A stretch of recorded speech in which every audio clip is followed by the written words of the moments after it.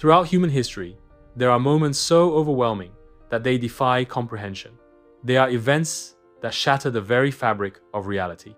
According to Immanuel Velikovsky's Earth in Upheaval, the Earth has experienced global cataclysms within the last 3,500 years.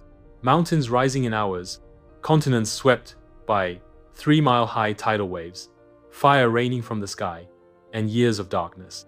These were not distant, mythic tales, but lived experiences of our ancestors. The scale of destruction was so vast that no one was untouched. The trauma was total. Faced with such devastation, the human psyche did what it must to survive. It forgot.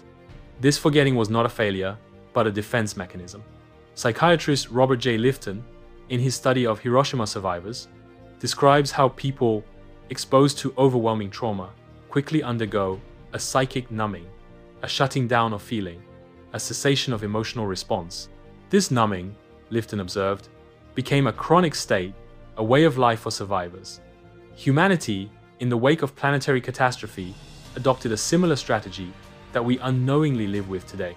The collective memory of the events was repressed, buried deep to protect against the unbearable pain of guilt, shame, helplessness, and terror.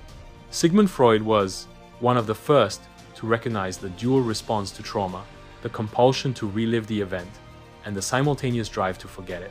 In Freud's terms, trauma leads to both repetition and repression.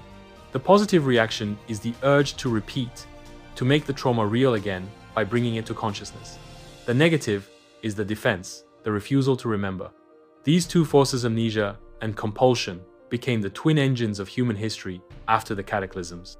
Velikovsky argued that the principle of uniformity, the bedrock of modern science, is itself a product of this amnesia. By insisting that the past was always as stable as the present, humanity wove a fabric of fantasy to shield itself from the memory of chaos.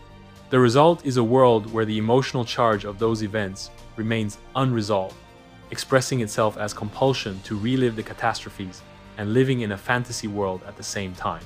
Ironically, the fantasy world we have created in our desire to forget does not provide the safety we seek.